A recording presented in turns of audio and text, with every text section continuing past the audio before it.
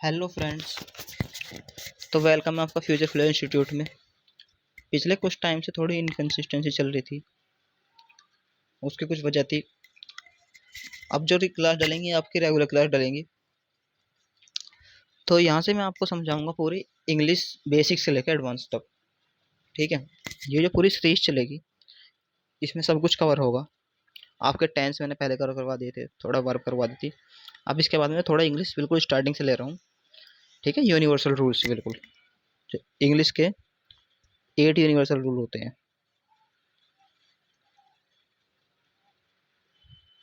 Universal rule, इनके बाहर कोई इंग्लिश का सेंटेंस नहीं जाता, इन 8 रूल के बाहर। ठीक है, इनमें रूल नंबर 1 देखो पहले।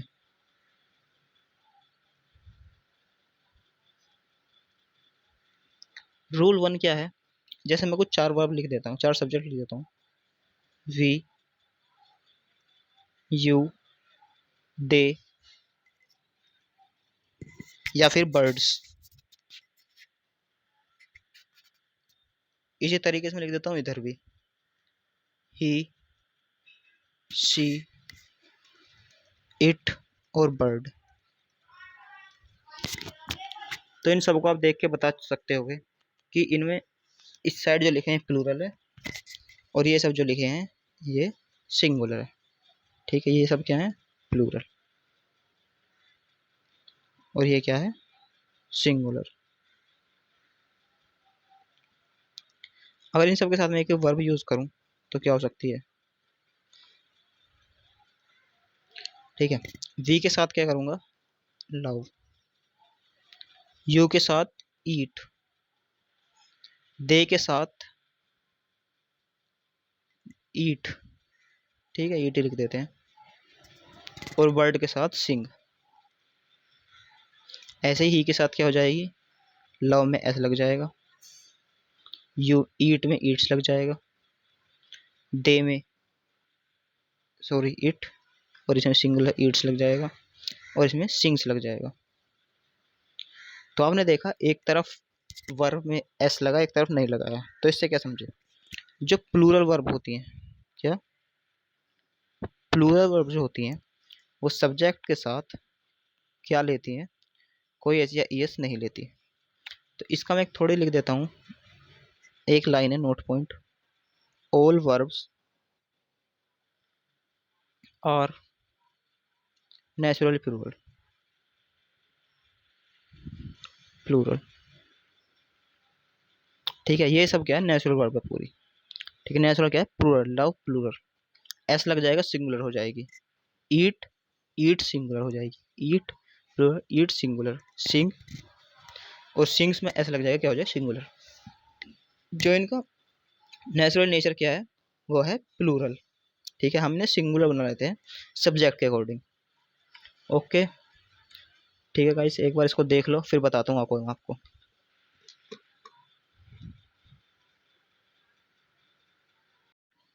ठीक है गाइस, तो आपने ये चीज देख ली। तो मैं बता दूं रूल नंबर 1 क्या कहता क्या है।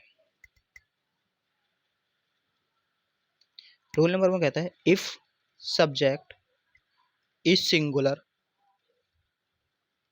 Then verb is also singular. दो चीज कहता है, if subject is plural then verb is also plural.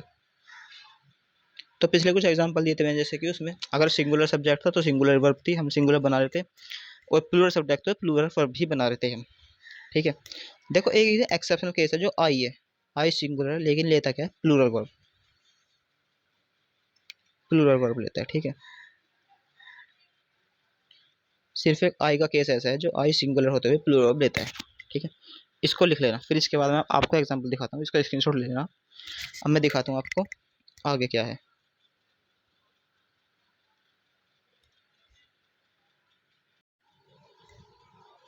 हाँ, तो देखते हैं एग्जाम्पल। अब अगला एग्जाम्पल लिखते हैं, if she was a queen she would have a crown. ठीक है, इसका मतलब क्या है, सिंपल मतलब पहले सेंटेंस का मतलब निकालो। If she was a queen, अगर वे रानी होती तो उसके सिर पे क्या होता, क्राउन। होती, होती नहीं होगा। अगर वो उसका होता रानी थी, तो थी तो नहीं लगेगा। अगर वो रानी थी तो ये तो सेंटेंस को समझ नहीं आ रहा। ठीक है, तो इसकी जगह हम वॉज की जगह लगा देंगे वर।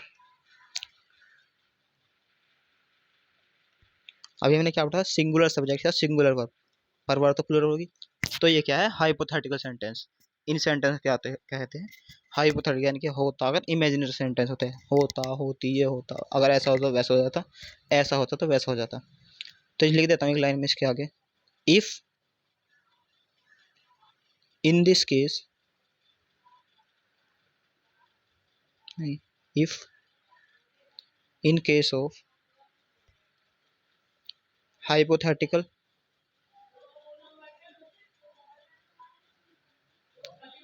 Sentence use were irrespective of subject. ठीक है, जो रूल है हमारा, सिंगुलर के साथ सिंगुलर, प्लूरल के साथ प्लूरल, उसकी जगह हम क्या लगा देंगे, सिंगुलर के साथ प्लूरल वर्ब लगा देंगे हाइपोथेटिकल सेंटेंस के अकॉर्डिंग। ओके, अब देख लो इसको।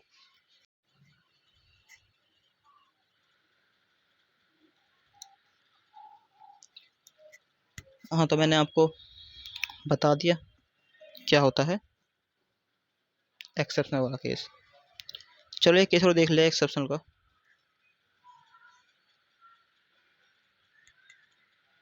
If he were a millionaire,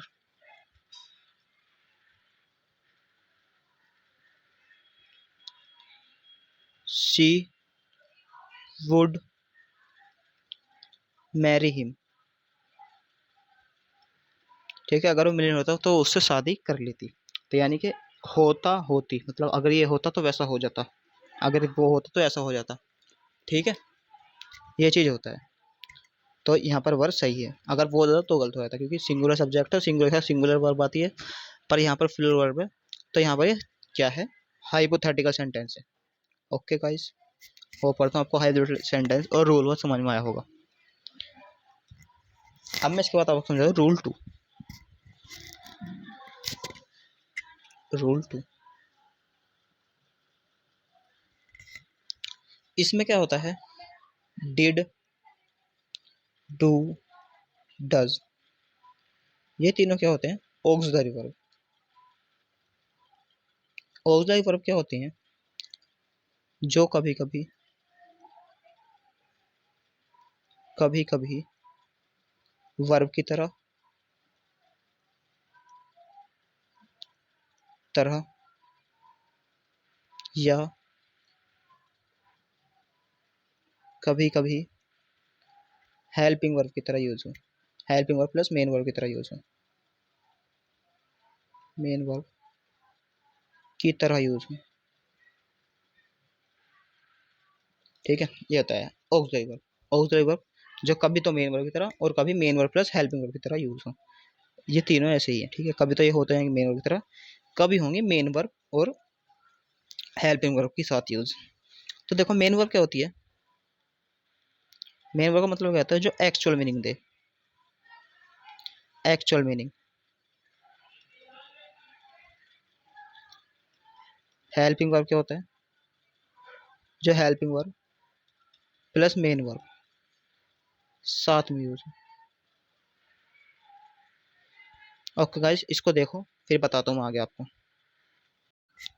हाँ तो फ्रेंड्स, आपने अभी देखा था रूल टू में समझाया था मैंने आपको, डिड टू डज क्या होती है, ऑक्सिलरी वर्ब। ऑक्सिलरी वर्ब क्या होती है, जो कभी कभी मेन वर्ब की तरह यूज हो, कभी हेल्पिंग वर्ब की तरह। उसमें मेन वर्ब क्या होते हैं, जो मेन वर्ब होते हैं जो अपना एक्चुअल मीनिंग दे, और हेल्पिंग वर्ब होती है जो helping verb plus main verb के साथ यूज हो। ओके, सेंटेंस दिखाता हूँ मैं आपको।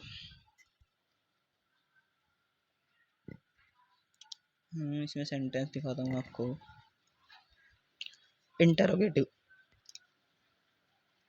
फर्स्ट इंटरोगेटिव सेंटेंस लिखता हूँ मैं, डू यू लव म्यूजिक। देखो इसमें डू क्या है, इसमें डू है हेल्पिंग वर्ब, क्योंकि इसमें मेन वर्ब क्या होगी, लव।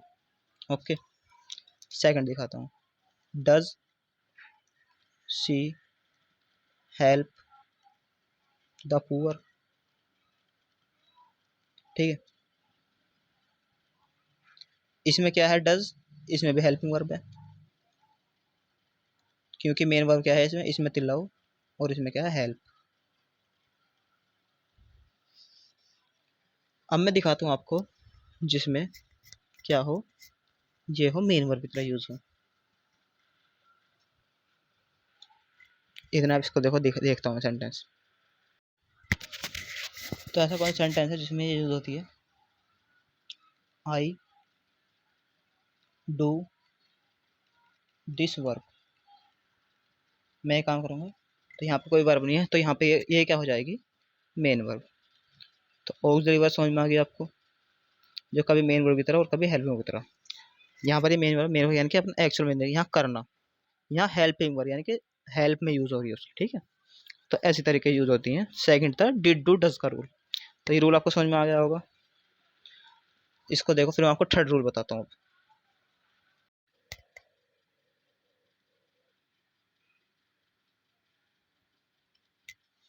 हाँ तो फ्रेंड्स, रूल 3 है आपका, रूल 2 बता दें, रूल 3 है आपका ऑक्सिलरी वर्ब।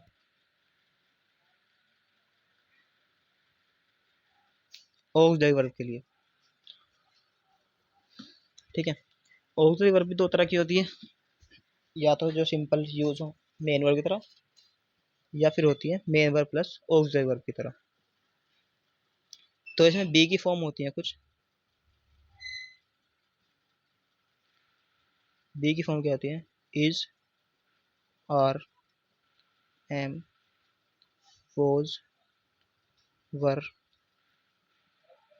बीन और बीइंग। कितनी होती है, 1 2 3 4 5 6 7, ठीक है, और एक बी 8। ठीक है, तो बी कौन सी फॉर्म होती है, ये होती है मॉडल फॉर्म। इज कौन सी होती है, सिंगुलर, ये प्लूरल, ये प्लूरल फॉर्म होती है। एम किसके साथ होती है, एम आई के साथ यूज होता है। वोज और वर क्या होती है, दोनों वर्ब की सेकंड फॉर्म होती है, एक सिंगुलर और एक प्लूरल। बीन क्या होती है, वर्ब की थर्ड फॉर्म होती है। और बीइंग क्या होती है, आईएनजी के साथ यूज होती है, ING form, BE plus ING. ठीक है, आर्ट ऑफ फॉर्म बता दी, एक बार इनको लिख लो, फिर मैं आपको बताता हूँ इनका यूज क्या है ऑक्सिलरी वर्ब का। चलो इनके साइड में मैं एग्जांपल लिख देता हूँ कुछ, एक मिनट।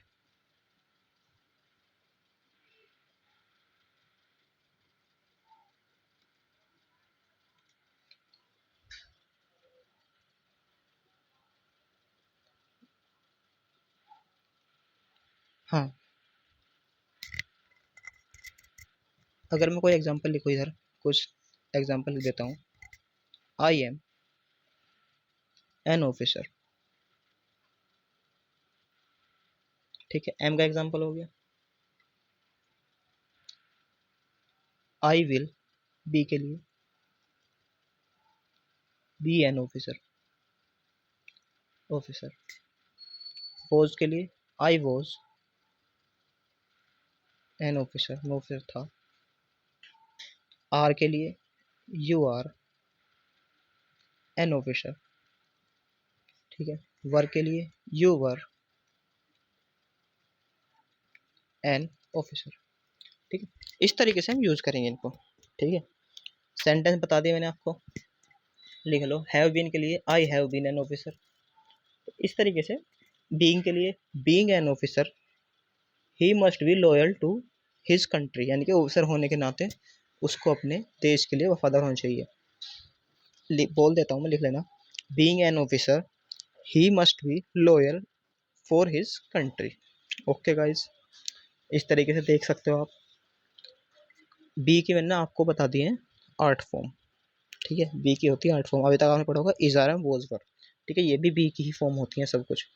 ये क्या होती है, ऑक्सिलरी वर्ब। ऑक्सिलरी वर्ब जो कभी कभी मेन वर्ब की तरह, कभी कभी हेल्पिंग वर्ब की तरह यूज हो। ओके फ्रेंड्स, देख लो एक बार इन सबको।